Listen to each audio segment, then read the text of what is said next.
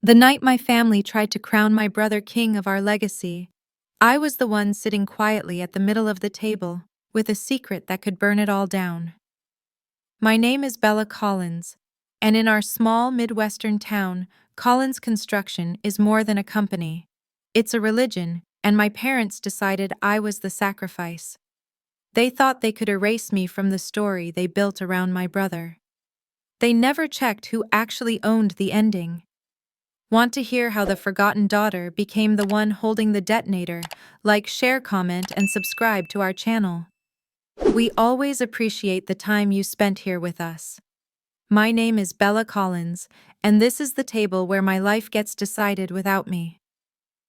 Thanksgiving at my parents' house looks like a postcard polished oak table, fake autumn leaves, the good china football humming in the living room. Neighbors would call it peaceful, wholesome, the picture of a strong family. Sitting here, I feel the way I always do in this room, like I'm waiting for a verdict I never agreed to stand trial for. Our last name is everywhere.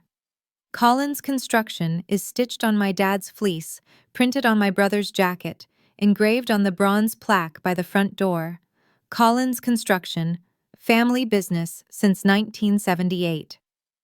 In the hallway, a framed newspaper shows my dad and my older brother Mason in hard hats grinning like they built the whole town by hand. I was on that site the day the picture was taken. The photographer aimed right through me, as if I were already invisible. This house is where my family built the story the town believes. It's also where they learned how to erase me from it. The dining room is loud with familiar voices. Uncles with drywall dust in their cuticles, aunts in pumpkin sweaters, cousins who still smell like fryer oil and gasoline from their shifts. People around here point to us and say, "That's what resilience looks like. That's community." Collins on the church donor wall, Collins on Little League jerseys, Collins sponsoring the 4th of July parade. My parents talk about loyalty and sacrifice like they invented those words. What they really protect is the version of our family where Mason is the center and everyone else is background. My father Richard stands at the head of the table carving the turkey with careful, showy strokes. My mother Diane moves around him, topping off wine and fixing napkins, smoothing wrinkles in tablecloth, and conversation with the same tired smile. Mason is planted at the far end, Collins Construction logo on his chest watch, catching the light every time he lifts his glass. Relatives lean toward him, asking about the next big project when you'll take over from your old man. He talks like he drew every blueprint personally. They eat it up. In this house, he's not just the oldest child. He's the heir, the investment. I take my usual spot halfway down the table between an aunt who never remembers what I do and a cousin who keeps asking, "So when are you getting married?" I pass dishes, answer questions about my job in the city in vague, easy sentences that don't invite more. On the outside, I probably look calm. Inside, there's that familiar tightening in my chest, like someone is slowly twisting a rope. My dad taps his knife against his glass. The ring of metal on glass cuts through the room. Everyone turns toward him. My stomach drops. In this family, that sound has never just meant, "Let's say grace." It has always meant, "We've made a decision for you." It wasn't always this sharp. When I was little, Collins Construction wasn't a logo or a plaque. It was my grandfather's battered pickup and the smell of cold air and sawdust at 6 in the morning. Grandpa Harold would swing by our driveway before school, and if I begged hard enough, he'd let me ride along. We'd bump down back roads to half-built houses and school additions where cranes swung steel and men in hard hats shouted over generators. I'd trot behind him trying to keep my sneakers out of the mud. He'd unroll blueprints on the tailgate and crouch so we were eye level. "See this, Bella," he'd say, tapping the lines. "A good build is like a good engine. Every part matters. You ignore one, the whole thing can fail." He'd point from numbers on the page to raw studs and concrete and talk about load cost safety. I loved all of it, the math, the noise, the way empty space turned into rooms people would live in. In front of the crew, he'd ruffle my hair and say, "This one's got a builder's brain." She doesn't just see boards, she sees the whole job. Every time something in me settled. For a while, I believed that meant I had a real place in this family. My parents never contradicted him, not directly. They just kept nudging me away. If I lingered over his drafting table at home, tracing walls with my finger, Dad would appear in the doorway.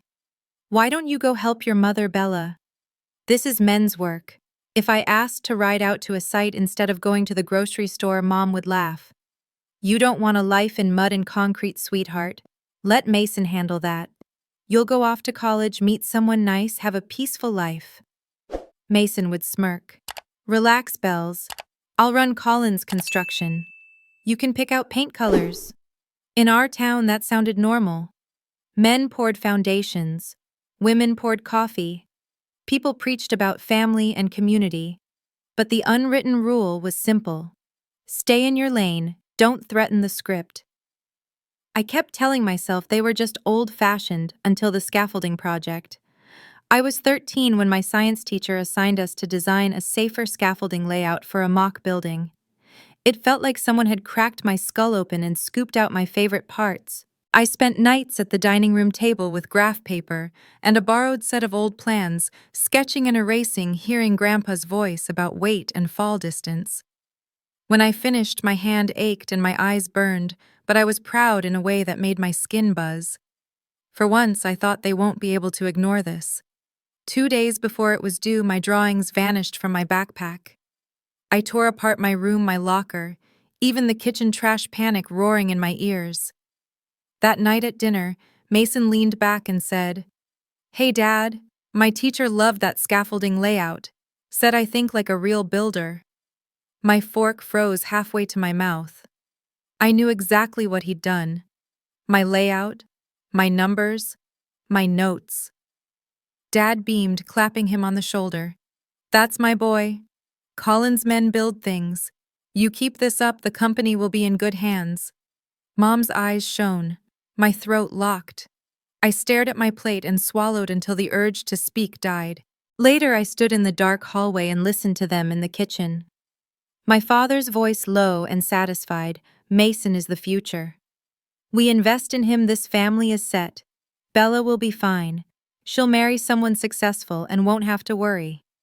Mom murmured something about me being smart. He snorted. "Smart doesn't matter for her. She's not taking over the company." They laughed softly and went back to rinsing dishes. In that moment, the warm part of me my grandfather had tried to build cracked. They hadn't just favored my brother. They were willing to sacrifice me so he could shine. Now I'm back at the same table under the same chandelier, with the same plaque by the door, and the same photo of the men of Collins Construction on the wall. Mason throws his head back at the far end, laughing too loud about our next expansion, hands moving like he's already the king of something he didn't build. My parents lean toward him without thinking. Their eyes skim over me and move on. My dad taps his knife against his glass again and lifts it high, smile wide and polished. The room falls quiet. My fingers tighten around my glass. My heart starts to race because I know exactly how this works. I came home because that's what you're supposed to do in a family like mine. But as he clears his throat, I can feel it. This isn't just dinner. This is another ambush, and this time they have no idea what they're walking into.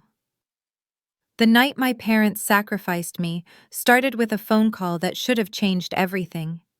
I was 17, a senior with a cracked phone screen and a shoebox of scholarship papers hidden under my bed. While everyone else obsessed over prom and bonfires, I spent my free periods in the library filling out applications for construction management and civil engineering programs in cities I'd only seen in photos. Leaving our small Midwestern town wasn't a dream. It was my only plan that didn't end with me behind the Collins Construction front desk until I died. My parents had already said college was Mason's responsibility. They talked about saving for his education like ambition was some rare material they could only afford to pour into one child. So I printed forms in secret, wrote essays after midnight, and tucked them between my grandfather's old blueprints, like something they might confiscate if they found it. Walking home after school, my phone buzzed with the guidance counselor's number. I ducked under the rusted bleachers, heart racing. "Bella." "I hope you're sitting down," she said.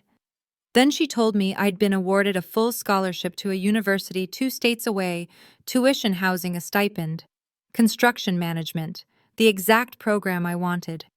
She said my essay about growing up on job sites and wanting to build safer, more honest projects had impressed the committee. While she talked, I stared at the football field, suddenly seeing it as a place I was leaving instead of a place I was stuck in.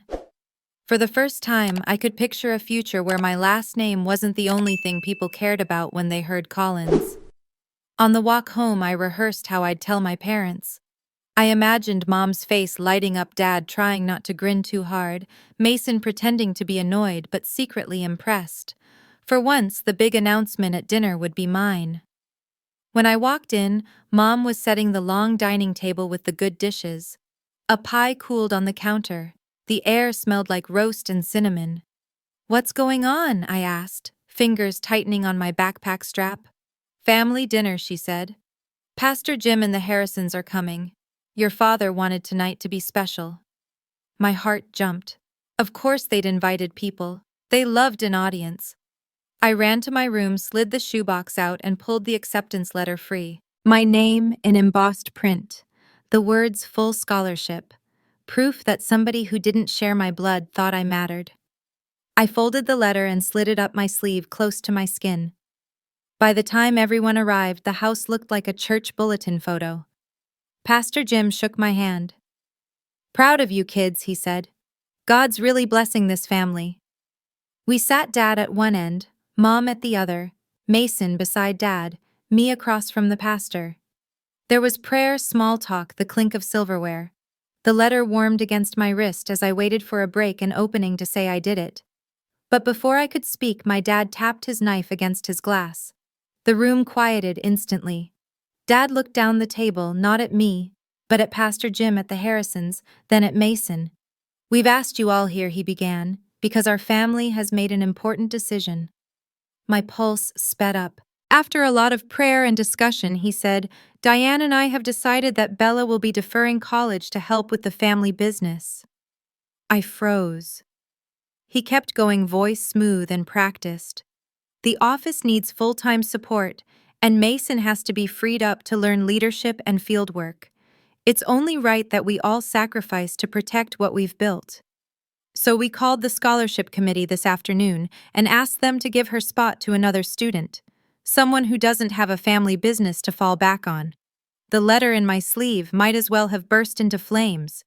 "That's real faith," Pastor Jim said, nodding. "Real family." The Harrisons murmured about loyalty and duty. My chair scraped loud against the floor as I pushed it back. What I said?" My voice didn't sound like mine. Mom's smile stiffened. "Bella, sit down. We talked about this." "No," I said, heat roaring in my ears. "We didn't. That scholarship is mine. I earned it. You can't just give it away." Dad's face hardened. He set his glass down. "Watch your tone," he said. "We're doing what's best for the family. You running off across the country would leave us drowning in paperwork. Mason can't be stuck in the office when he needs to be out learning the business. We all have to make sacrifices." "Why is the sacrifice always me?" I shot back. "Why is it never him?" Mason lifted his hands like he was calming a wild animal. "Relax, Bella. This isn't about you versus me." "Bella," Pastor Jim said gently, "Scripture tells us to honor our parents. Your brother has a calling to lead. Supporting that isn't losing, it's sowing into your future." Mom grabbed my hand. Her fingers were cold. "We just don't want you struggling out there alone," she said. "You're adaptable. You'll land on your feet. The family needs Mason prepared. That's just how it is." Dad leaned in, voice low and cutting. "Don't threaten what we've built just because you want to run around and play big shot," he said. "This business feeds you. You owe it something back." Something inside me went quiet. I looked around that table at the pastor blessing this ambush, the friends nodding like my life was a nice sermon, my mother squeezing my hand hard enough to hurt. Then I looked at my brother, relaxed and certain, knowing none of this would ever be asked of him. In their story, he was the investment. I was the cost. Not a daughter, collateral. something they could sacrifice to clear his path. The acceptance letter slid from my sleeve into my lap. My name stared up at me in bold black ink, proof that somewhere out there people believed I was worth a chance. At this table, I was just useful. I folded the letter and tucked it under my plate. I didn't agree. I didn't forgive. I just stayed quiet long enough for them to finish calling me mature and selfless, like I'd chosen any of it. That night in my room with the door locked, I unfolded the letter. Bella Collins. Full scholarship. I tore the page in half, then into smaller pieces, until the paragraphs about opportunity lay in shreds on my bed. I stopped when I reached my name. I couldn't tear through that.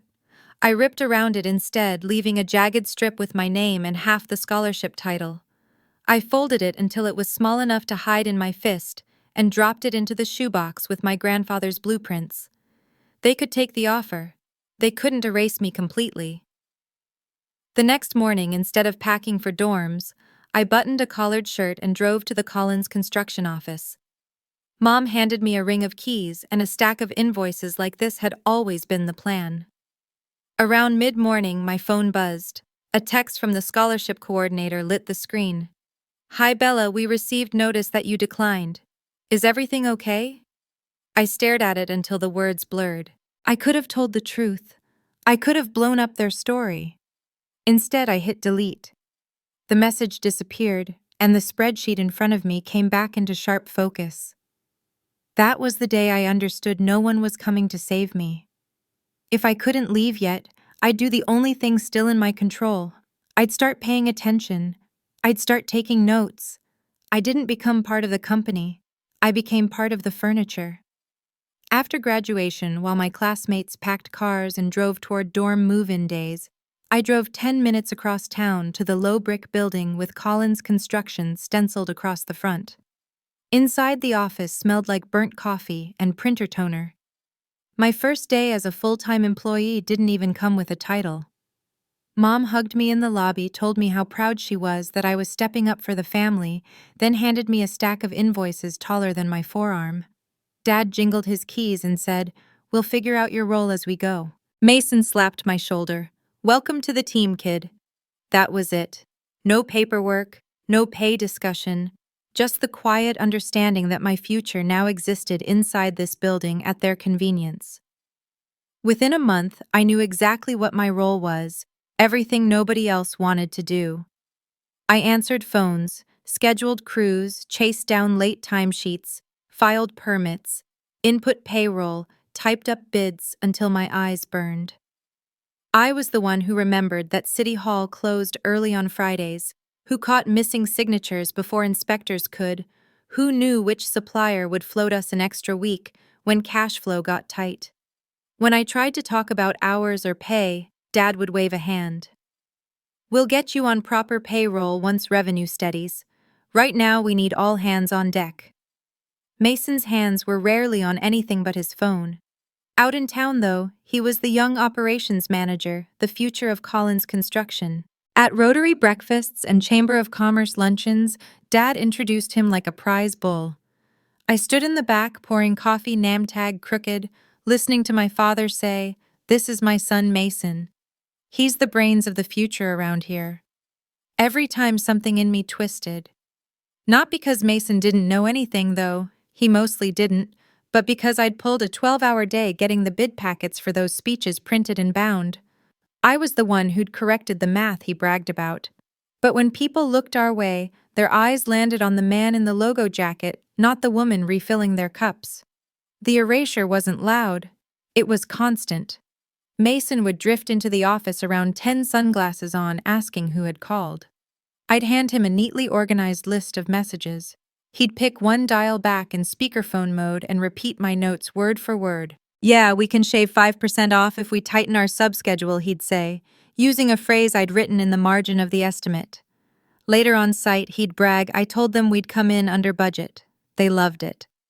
When a big church addition came in 15,000 under cost, Dad threw a cookout at the shop. He gave a speech about Mason's keen budgeting, while Mason grinned in the glow of the floodlights. I stood near the grill holding a bowl of potato salad, remembering the night I'd stayed until midnight, adjusting the materials list, and calling suppliers for discounts. They kept trying to erase me. I started memorizing every line they left my name off. Not everyone was blind. The older crew guys, the ones who'd worked for my grandfather, noticed things my parents didn't. Foreman Joe, whose beard was more gray than brown, now came into the office one afternoon and saw me buried under safety manuals and inspection forms. "You doing all that alone?" he asked, thumbing the stack. "Yeah," I said, trying to get our fall protection plan up to date before the next audit. He whistled low. "You're the only Collins I ever see reading those things," he said. "Your granddad used to stay up all night with this stuff. Your dad just signs where they put the sticky notes now." He shook his head. "Don't let them burn you out, kid. The workers out there need someone paying attention." It was a strange kind of comfort hearing it from him, not from a teacher or a pastor, but from a man with calloused hands and a mortgage. The guys who swung hammers and climbed scaffolds didn't care about speeches or plaques. They cared about getting home alive and on time. They saw me not because they were trying to make a point about equality, but because the work I did kept their checks from bouncing and their OSHA fines from piling up. In a town that preached community, they were the only ones who made me feel like I belonged to one. At night, after closing down the office, I'd go home, microwave leftovers, and open my laptop. If my parents wouldn't let me go to college, I'd drag the college to my kitchen table. I watched free lectures on construction law, budgeting, project management. I learned the difference between fixed price and cost-plus contracts, how retainage worked, how bad weather clauses could save or ruin a job. I downloaded our financial statements and built my own spreadsheets running what-if scenarios. What if we refinanced the equipment loan at a lower rate? What if we stopped underbidding just to beat the competition? What if we actually enforced late fees? The more I learned, the more reckless my parents' decisions looked. Dad kept borrowing against the same equipment to cover short-term cash gaps. Mason agreed to jobs with unrealistic timelines because he wanted to impress certain clients, then pushed the crews to work faster without extra pay. We were one bad accident or one unpaid invoice away from disaster, and neither of them seemed to see it. Their ignorance wasn't just insulting, it was dangerous. After months of watching the numbers, I finally did something I'd never done before. I wrote it all down. I built a 10-page proposal laying out a plan to restructure our debt, negotiate better payment terms with key suppliers, and sell 2 idle pieces of equipment to free up cash for safer trucks and new scaffolding. I stayed until 2 in the morning polishing it, adding charts and simple language because I knew my audience.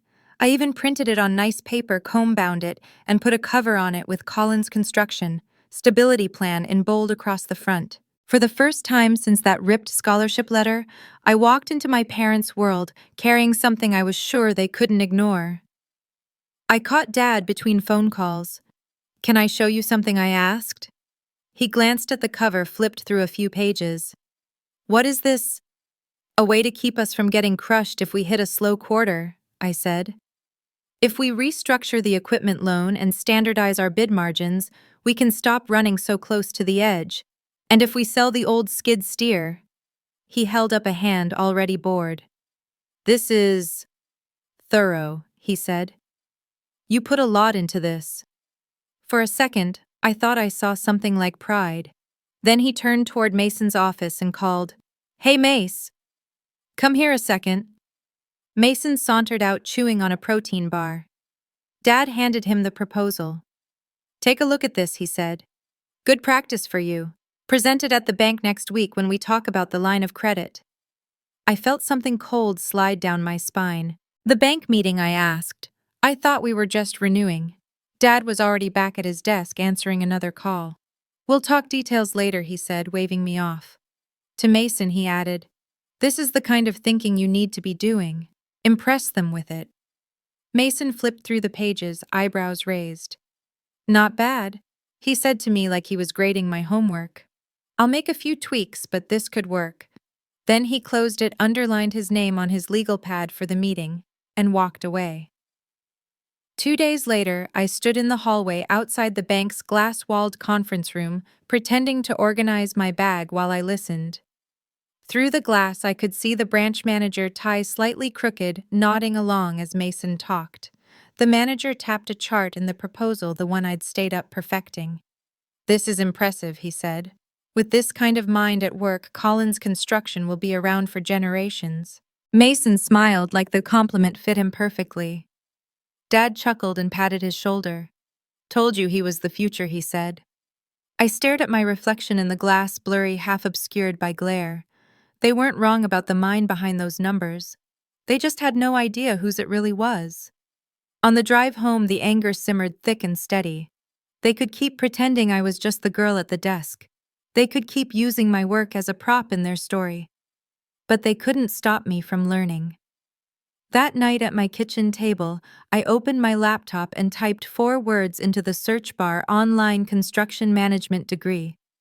A list of programs popped up: night classes, part-time, tracks, options for people who already worked full-time. I scrolled, heart-pounding, as if someone might kick down my door for even looking. They'd already stolen one future from me. I wasn't going to hand them this one too. I didn't tell anyone when I started college again. One night, after another unpaid day at the office, I sat at my kitchen table, filled out an online application for a construction management program, and hit submit with my jaw clenched. I listed every boring thing I did for Collins Construction, as experience stared at the confirmation screen, until my eyes blurred, then shut the laptop before I could talk myself out of it. A week later, sitting in my car on lunch break with the office brick wall in front of me, I opened my email. "Congratulations, Bella Collins, you've been accepted." No campus tour, no banners, just that line on a cracked screen. Still, something inside me clicked into place. If my family wouldn't let me leave, I'd build my escape one class at a time. There was no money waiting for me. My parents had already sacrificed my scholarship for the family, which meant Mason and the company. So I did what this town loves to praise in speeches about resilience and hard work. I hustled. I closed out the register at the diner off Route 6 twice a week for cash and leftover pie. I tutored middle schoolers in algebra at the library, while their parents slid folded bills across the table and told me I'd always been good with numbers. When Dad finally put me on a small official paycheck for gas and lunches, "Don't go crazy," I added that too. Piece by piece, it covered one class at a time. My life collapsed into a tight loop.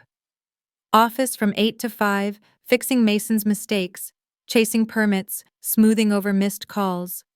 Diner, or tutoring until 8. Home by 9, microwave dinner, then lectures on my laptop until midnight. A professor's voice explaining project risk and cost control while the house slept. I did homework with our real project files open beside the assignments, comparing the textbook numbers to the mess spread across our balance sheets. When exhaustion blurred the words, I remembered the night my parents ambushed me and sacrificed my future at the dining room table. The anger kept me typing when coffee stopped working. The thin thread of hope kept me from giving up. I tried to keep that life hidden. At the office, I tucked my course portal behind spreadsheets, finger hovering over the escape key whenever footsteps came down the hall. I silenced grade notifications before anyone could hear the chime. But secrecy doesn't last long when you still live under your parents' roof. One night, I was at the kitchen table finishing a case study when an email flashed across my screen: midterm grades posted. Before I could click away, Mom came up behind me with a dish towel in her hands. "What's that?" she asked. Nothing, I said too quickly. She leaned in, read the subject line, and her mouth flattened. "Midterm grades." "Bella, what are you doing?" Dad walked in, loosening his tie. "What's going on?" "Your daughter has been sneaking around with some online construction program," Mom said. "After everything we agreed on for the family." He looked from the laptop to me, face hardening.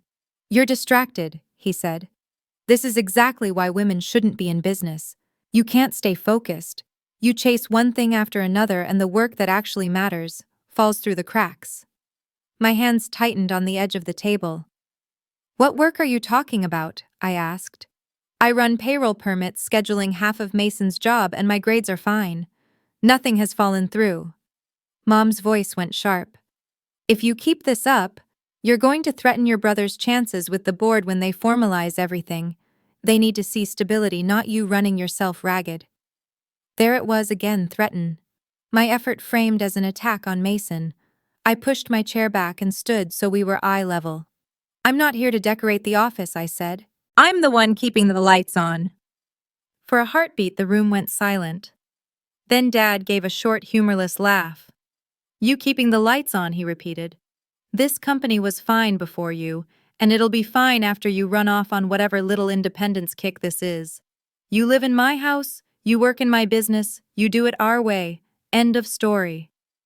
Our way meant the version of the story where Mason was the heir, and I was the helper. I went to bed with my jaw clenched and understood something I hadn't wanted to admit to my parents. My wanting more would always look like betrayal. I thought maybe we'd settle into a cold truce, me studying in the margins, then pretending not to see. Instead, they drew the line darker. The breaking point came at the summer barbecue behind the shop. We set up folding tables, strung cheap lights, and grilled burgers for the crew. Kids ran around with plastic bats. Country music leaked from a truck radio. This was the kind of night my parents loved, smoke laughter. The company logo on hats, proof that Collins Construction was still the backbone of the town. I spent most of it refilling chip bowls and hauling trash. When the sun dropped and everyone had a drink in their hand, Dad climbed onto an upside-down bucket, threw an arm around Mason, and raised his beer. To the future of Collins Construction, he shouted, "My son who's going to take this company farther than I ever dreamed." The crowd cheered. Mason stepped up grinning. And to Bella he added, "Our little office housewife. We'd be lost without her keeping the coffee hot and the paperwork pretty. But she's not exactly management material, if you know what I mean." Laughter rolled across the yard, foremen, laborers, their wives, my aunts and uncles. Dad chuckled. Mom looked embarrassed but said nothing. No one did. I stood there with a stack of plastic cups, heat burning my face. They thought it was a joke. I heard a verdict, "This is all you'll ever be to us." Right then, something in me stopped waiting for them to change. If I stayed, I would keep being sacrificed so Mason could shine. So the next week on my lunch breaks, I rewrote my future.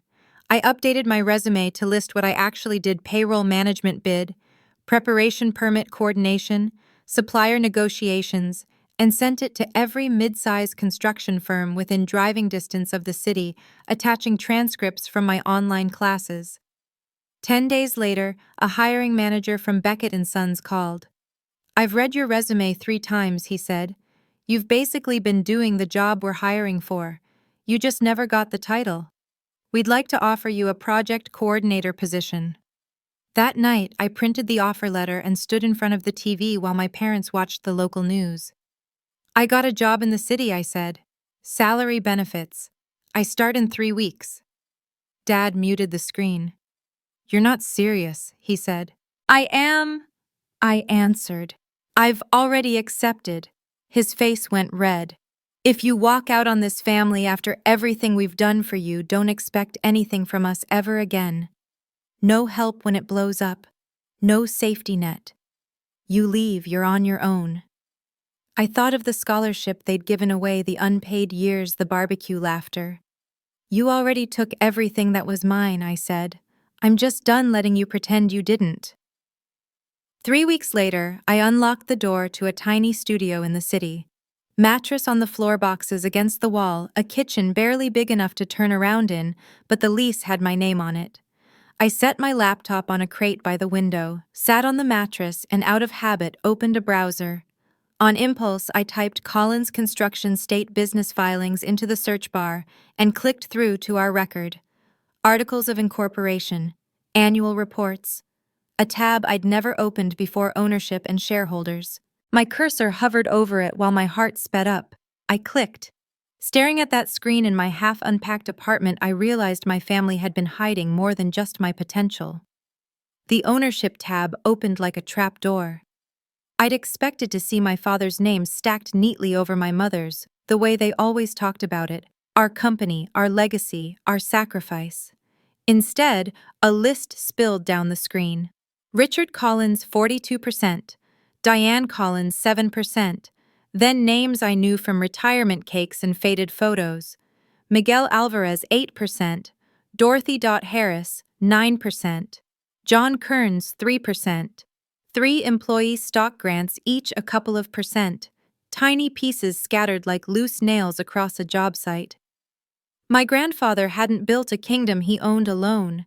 He'd built something with his friends, his foremen, the ones who'd gotten up at 4 in the morning when Collins Construction was just a truck and a toolbox.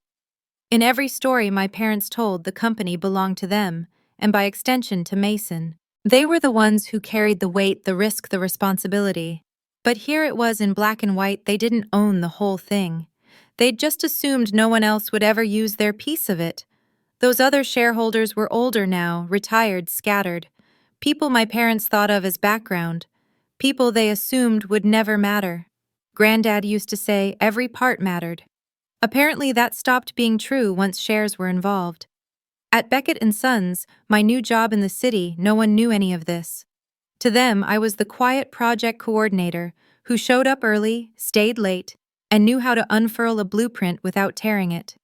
The first weeks nearly broke me. New software, new jargon, the constant fear. I was an imposter, but the work clicked.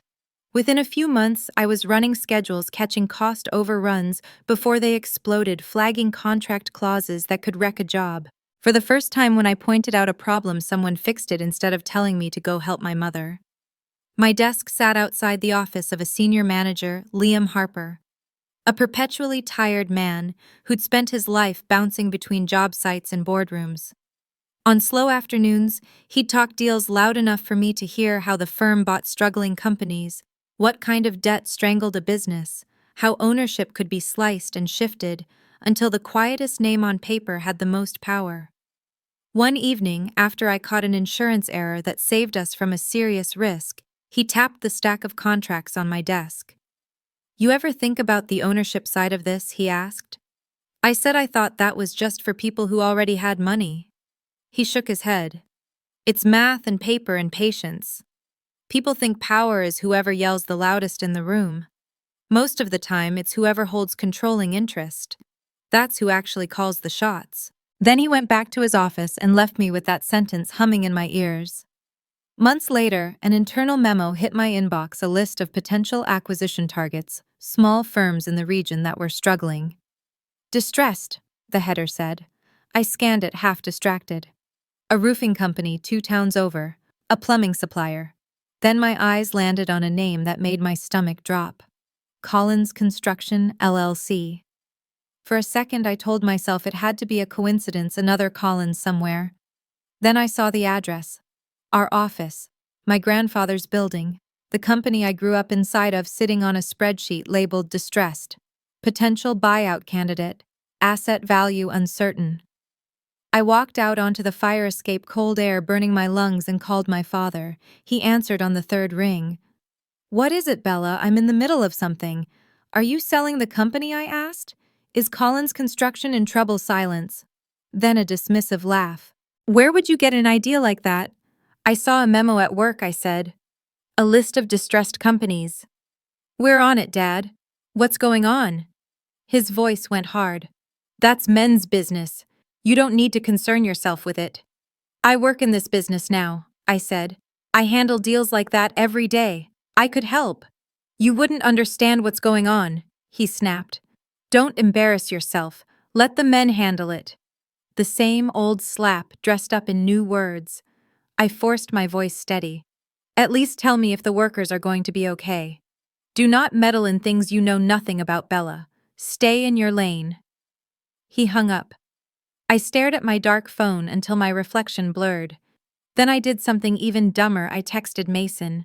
"Is the company in trouble? Why are you on a distressed list? I can help fix this." 4 minutes later he replied. "LOL. You wouldn't get it. This is real business stuff. Don't embarrass yourself trying to sound smart. Stay in your lane, little sis. Dad and I got this. Stay in your lane." They'd been saying it my whole life, dressed up as concern. "Help your mother. Don't threaten what we've built. It's men's business." Standing there on the metal stairs with my fingers numb, I realized something simple and sharp. If my lane didn't exist in their eyes, I'd build my own road, straight through theirs. That night at my wobbly kitchen table, I opened the ownership records again and made a list of every name that wasn't my parents. Miguel Alvarez, Dorothy Harris, John Kearns, the 3 employees who still held old stock grants. I wrote down every address and phone number I could find.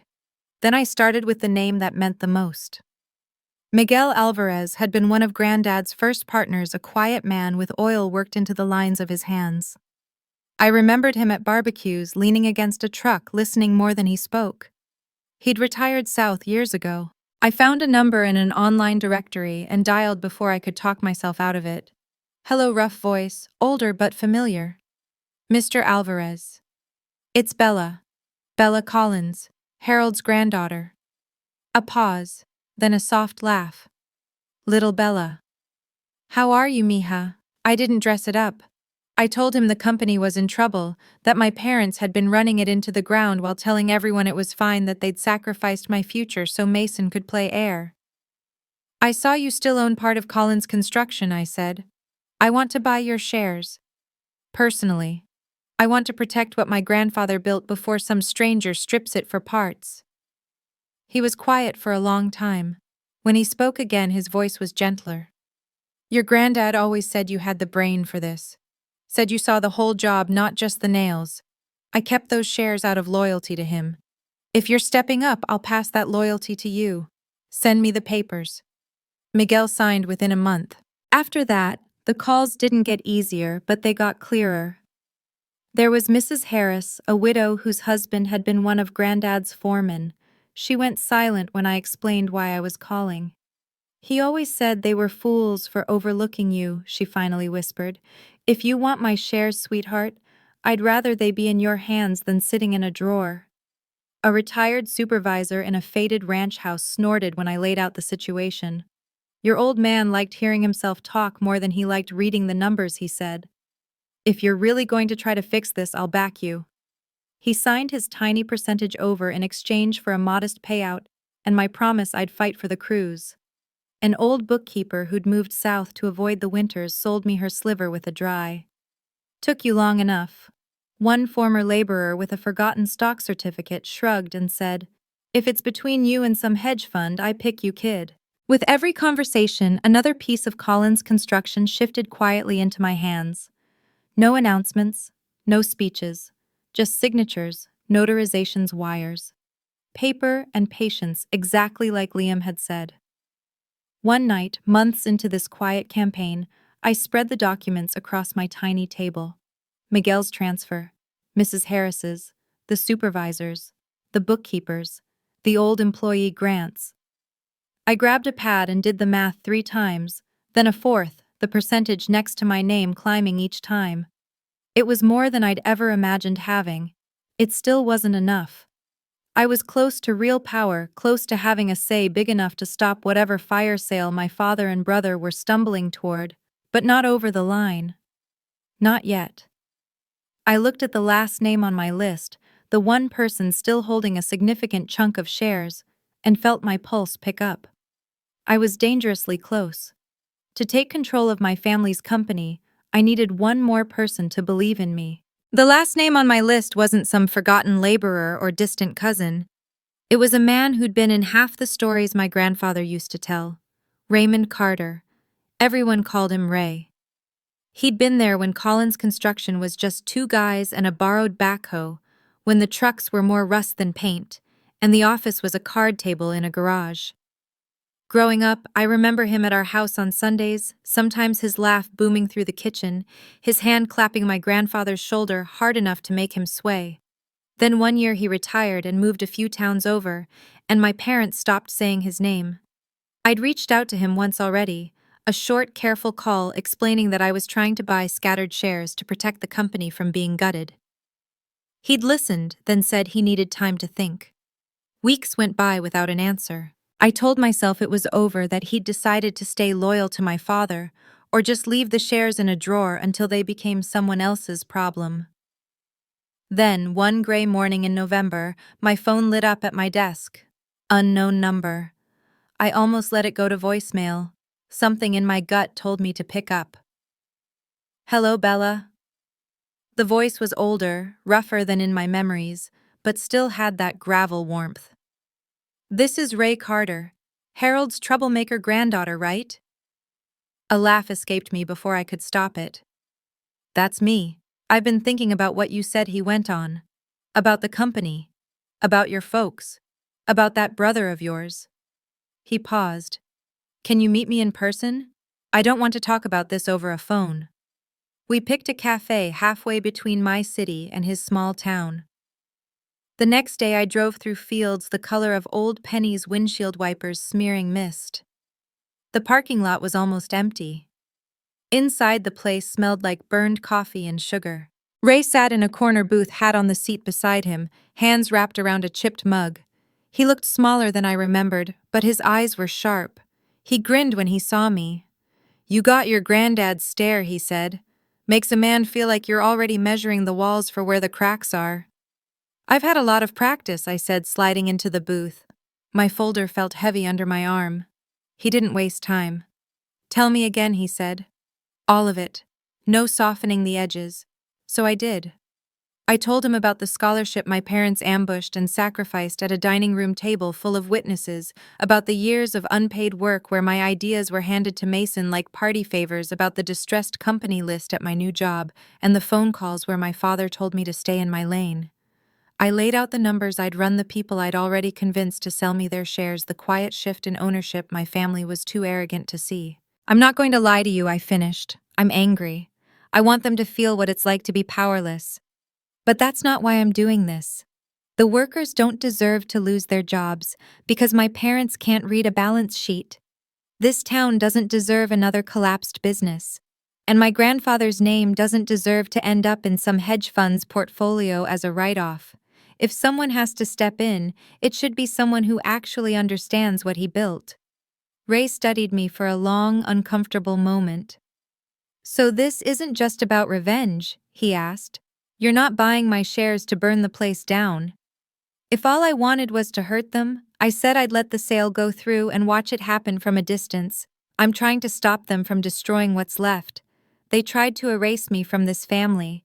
I'm not going to erase his legacy to get even. He huffed a laugh, but it wasn't amused. "Your dad always did like the sound of his own voice more than the feel of a ledger," he said. "Your brother, well, last time I saw him, he was barking orders on a site with his boots still clean. Your granddad knew how to suffer for a job. Those two never learned the difference between suffering and showing off." He reached down beside him and pulled up a worn envelope. "I kept these shares because I trusted Harold. Not because I trusted your father. I've been waiting 20 years for someone worthy to take them off my hands." He slid the envelope across the table.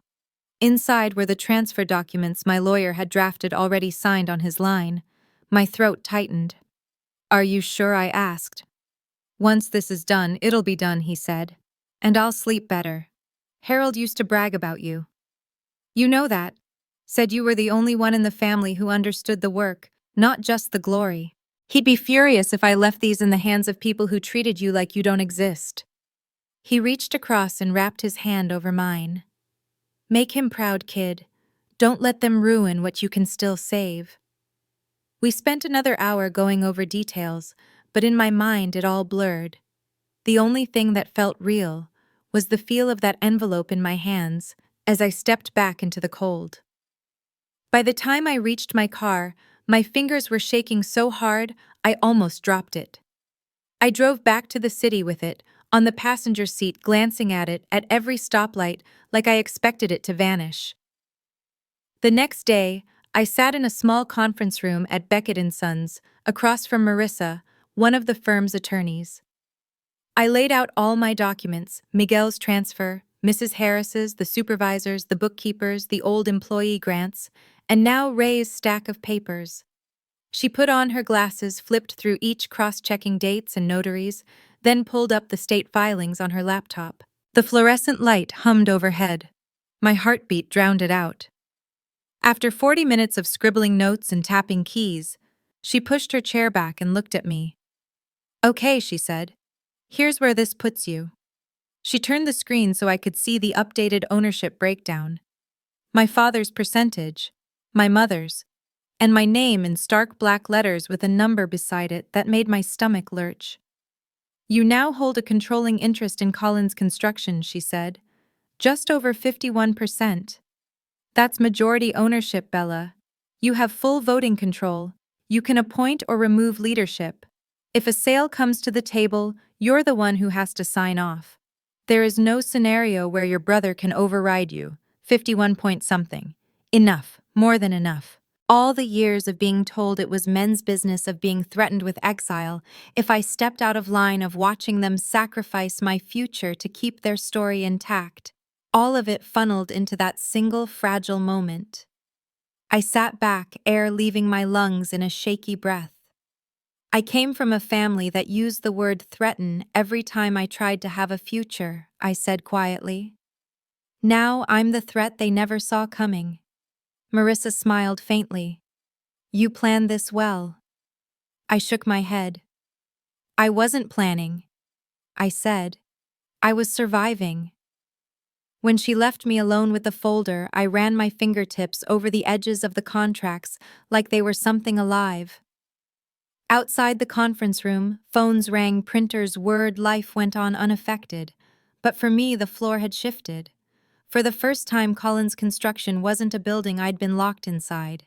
It was something I held in my hands, not completely, not without consequences, but enough that my father and brother couldn't quietly sell it out from under everyone anymore. That night, back in my apartment, I spread the documents out on the bed. The room was dim city lights seeping through the blinds. I should have felt triumphant. Instead, grief hit me so hard I had to sit down. I thought about 17-year-old me at the dining room table listening to my parents announce to a room full of people that they had sacrificed my scholarship for the family.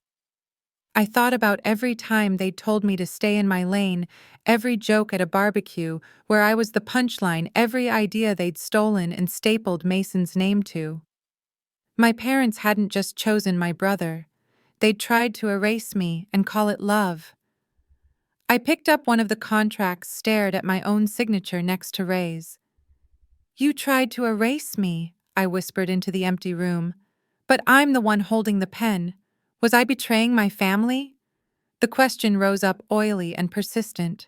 I was about to walk into their world and pull the rug out from under the story they'd spent decades polishing. To them, this would look like treason. A daughter turning on her parents. A sister ambushing her brother. But what were they planning if not a slow betrayal of everyone else? The workers whose jobs hung on a line of credit they didn't understand. The community that trusted the Collins name to mean something solid. The legacy my grandfather had bled for while his son practiced speeches. In my head, I heard Grandpa's voice the way it sounded on cold mornings by the truck. You see the whole job, kiddo, not just the boards in front of your face. My father saw pride. Mason saw a throne. The workers saw a paycheck. I saw a company teetering on rot and ego with one chance left to be shored up instead of stripped down. Maybe what I was doing wasn't betrayal. Maybe it was the only act of loyalty left. My laptop pinged. An email from my mother slid into view. Subject line: Thanksgiving. Special announcement for Mason. Of course. I clicked it open. This year it read, "We'll be having everyone over for Thanksgiving dinner. Your father and I will be formally recognizing Mason's leadership and introducing him as the future head of Collins Construction in front of the family. It's a big night for us. We hope you can attend. Introducing him as the future head. Like it was already done, already blessed, already signed. Like ownership was a story they could narrate into reality by saying it out loud in front of the right people. I stared at the line until the letters blurred. They had no idea that on paper, on record, in the only place that really mattered when everything went bad, the future head of Collins Construction wasn't Mason at all. I closed the laptop, looked at the documents fanned out around me, and let the anger and clarity settle into something cold and steady. They were planning a coronation. What they'd actually done was schedule the perfect audience for the moment their illusion shattered. A room full of relatives, witnesses, people who'd believed their story for years. Fine, I said into the quiet, my voice low but unshaking.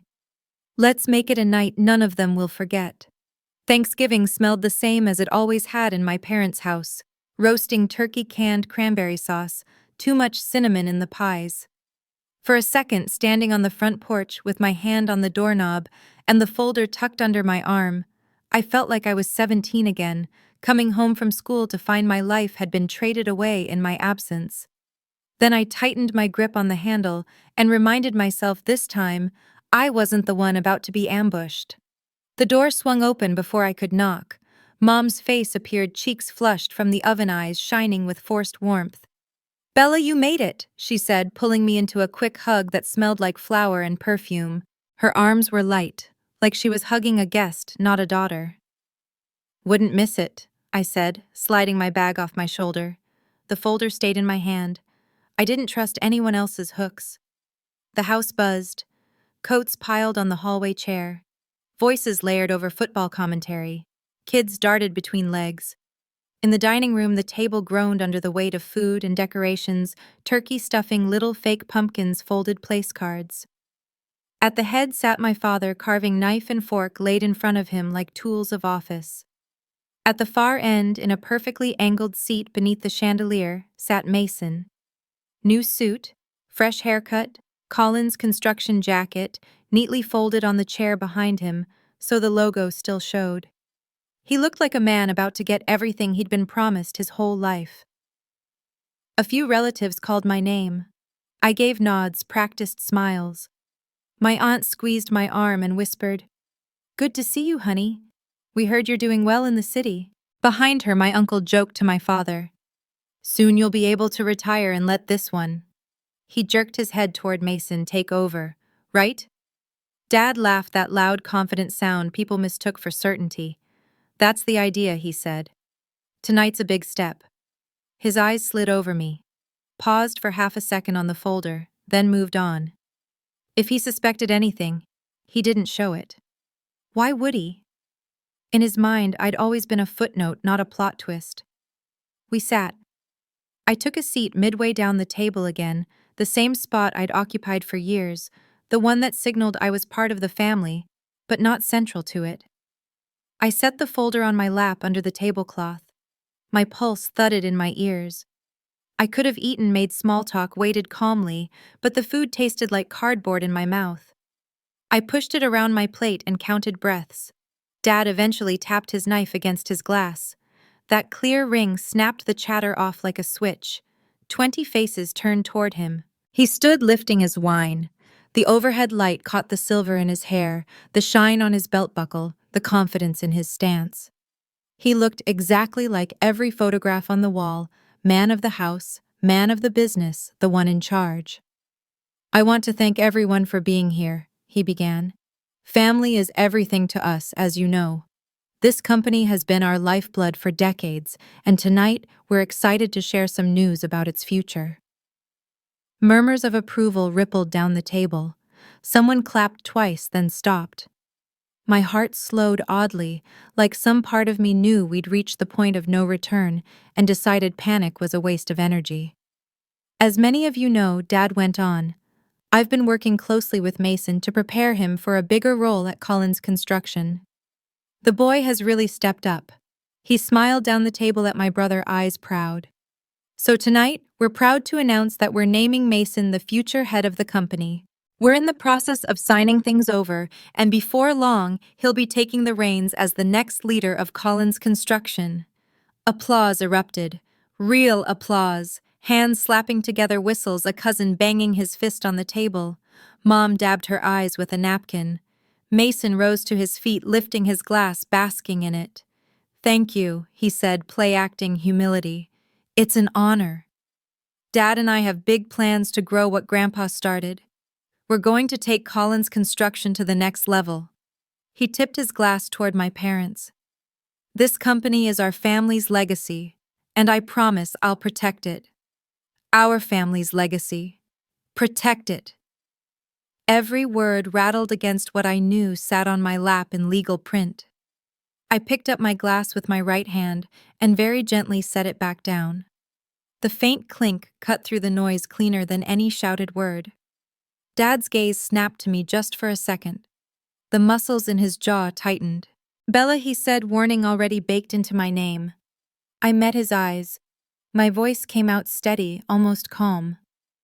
"Dad," I said, "should I tell them, or will you?" The room stilled.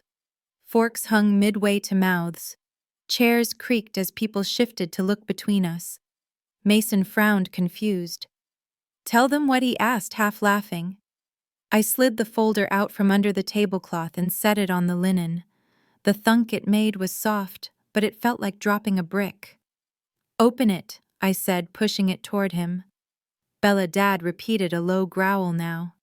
"That's enough." "Is it?" I asked. "We're talking about the future of the company. Those papers are part of that conversation." Mason smirked like I'd handed him a prank. He flipped open the folder and started skimming. The smirk vanished, his brow-furrowed lips moving silently as he read. His finger traced down one column, then another. "What is this?" he muttered. This can't be right." I rose, palms flat on the tablecloth. Dozens of eyes fixed on me. For once, I didn't feel small beneath them. "You can't sign the company over to Mason," I said clearly, "because you don't own enough of it to sign anything over." A murmur worked its way around the table. Someone whispered, "What?" Dad's face flushed a slow, ugly red. "Bella," he snapped, "sit down." Instead, I pulled more documents from the folder and spread them across the table in front of the centerpiece. Transfer agreements, ownership breakdowns, notarized signatures. "Collins Construction belongs to the shareholders," I said. "Not just to you. Not just to Mom. Not just to Mason.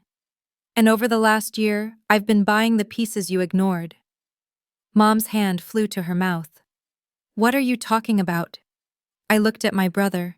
His hands were shaking slightly as he flipped to the last page, the one with the updated percentage next to my name. "No," he whispered. "No. This is a joke. It has to be." "I own 51.3% of Collins Construction," I said. I let each word land. "I am the majority shareholder. Legally, that makes me the one who appoints the head of the company. Not you, not Dad, me." Silence fell so heavy it felt like a physical thing. Someone's glass clinked against a plate. Somewhere near the end of the table, a fork slipped from trembling fingers.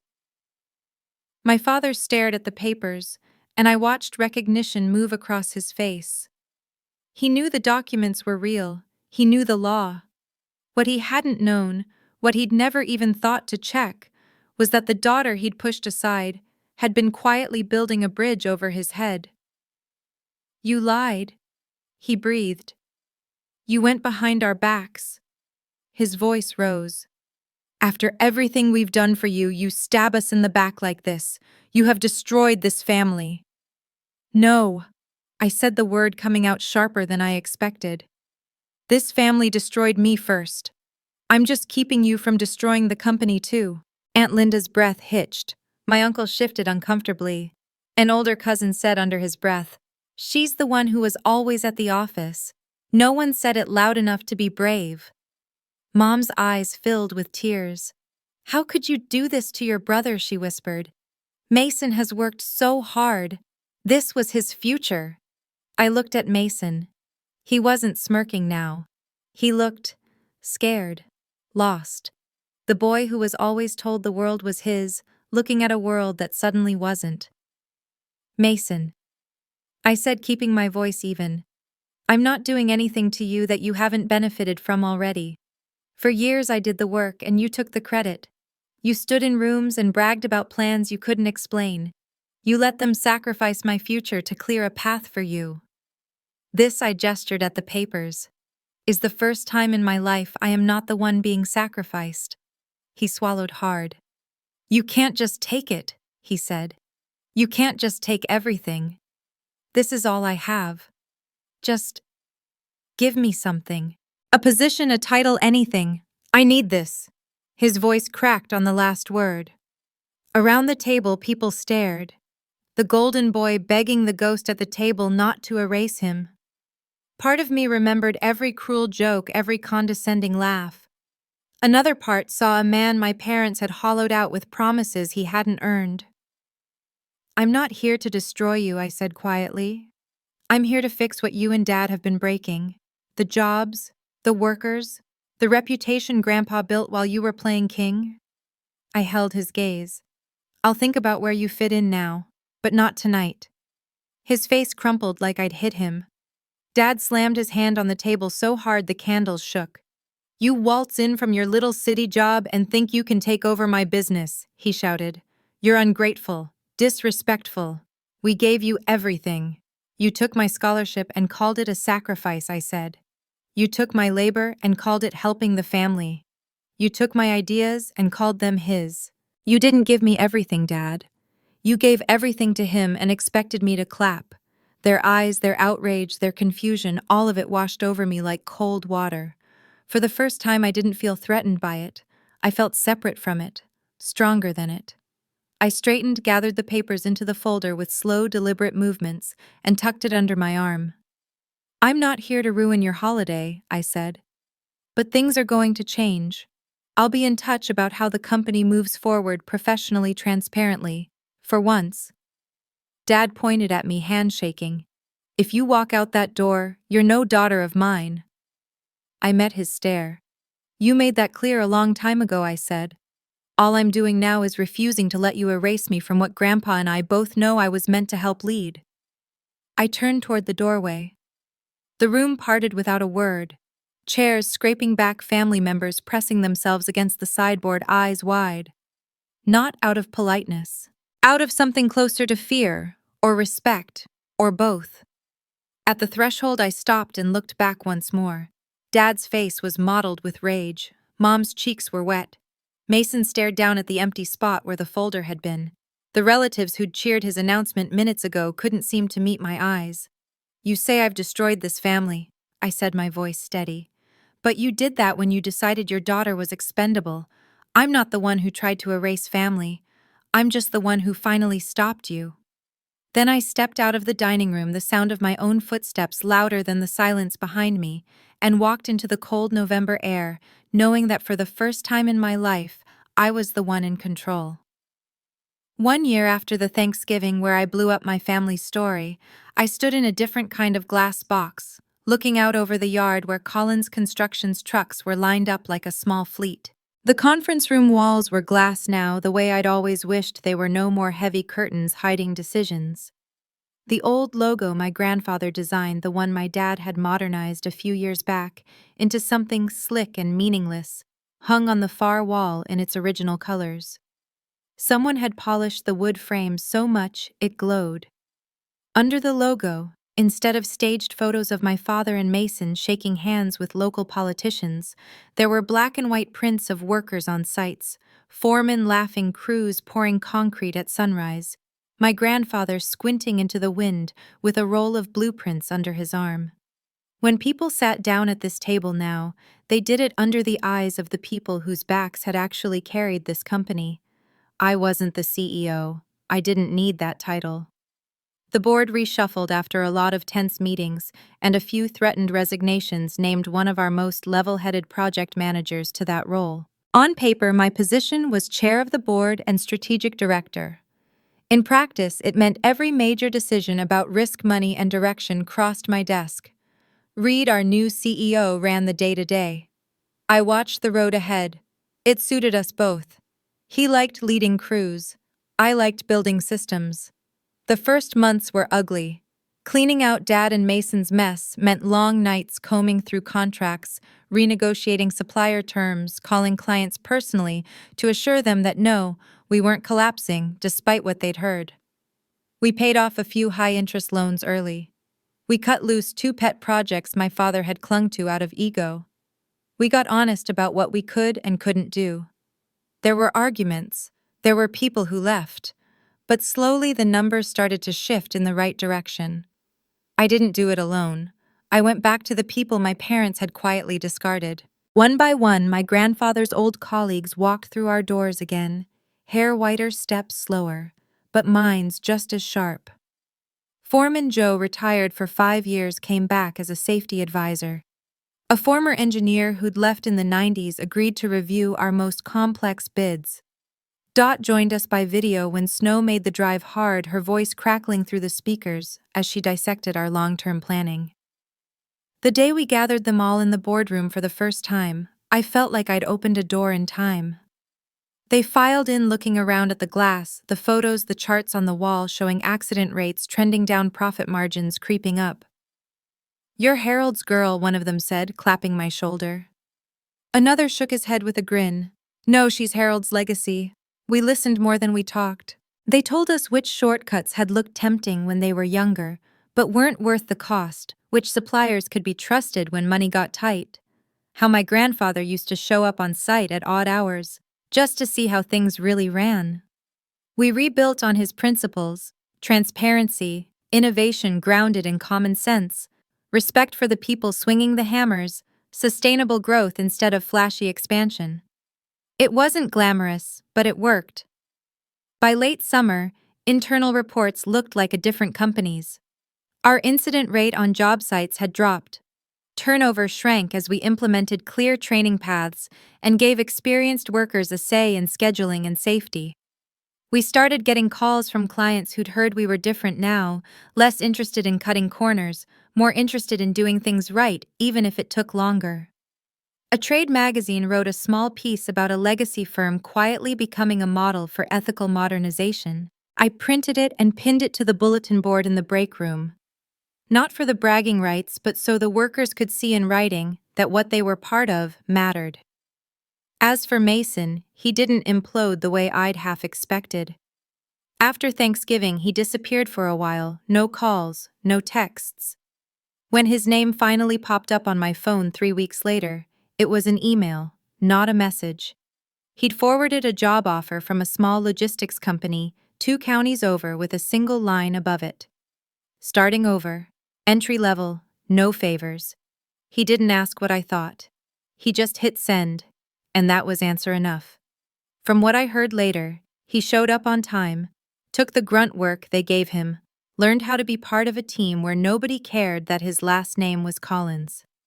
At first he blamed me for everything, I'm sure, but reality has a way of sanding down the sharpest self-pity. A few months in, a card arrived at my office. No return address, just my name.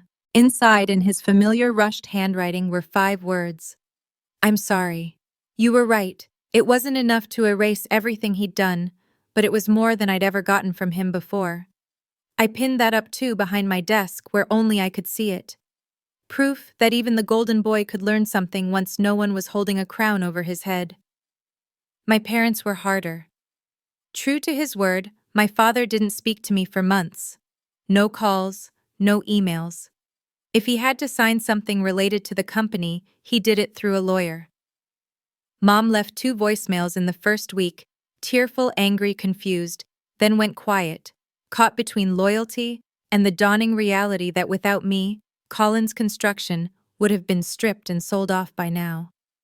They still lived in the house with the plaque by the door, but their certainty had cracked. The first time they came to the office after everything, it was under the pretense of checking in on how the transition was going. In truth, I think they needed to see with their own eyes that the company wasn't burning just because they weren't steering it. They walked through the glass doors, took in the photos on the walls, the open blinds, the quiet focus of the staff. They saw workers they'd known for years stop by my office to ask a question or give an update, treating me as the person in charge without drama or fanfare. Dad's jaw clenched when Reed deferred to me on a scheduling conflict. Mom's gaze lingered on the safety awards we'd earned this year instead of the plaques from old ribbon cuttings. In my office, Dad stood, hands in his pockets, looking at everything but me. "You've made changes," he said. "Ones we needed," I replied. He nodded tightly. "The numbers look good," he said. "Better than they did." He swallowed as if the next words were heavier. "I was wrong about what you could do. Not I was wrong to sacrifice you, or I'm sorry I spent your whole life treating you as expendable. Just that." But it was the closest he'd ever come to admitting that the story he'd built around Mason and erased me from had been a lie. I know, I said. I didn't hug him. I didn't make it easy. Forgiveness wasn't a switch I could flip because he finally ran out of ways to pretend he'd done nothing wrong. It was a long, strange unspooling of old knots, and some threads would never tie back together. Still, that stiff acknowledgement sat between us like the first brick of something new. Not a house.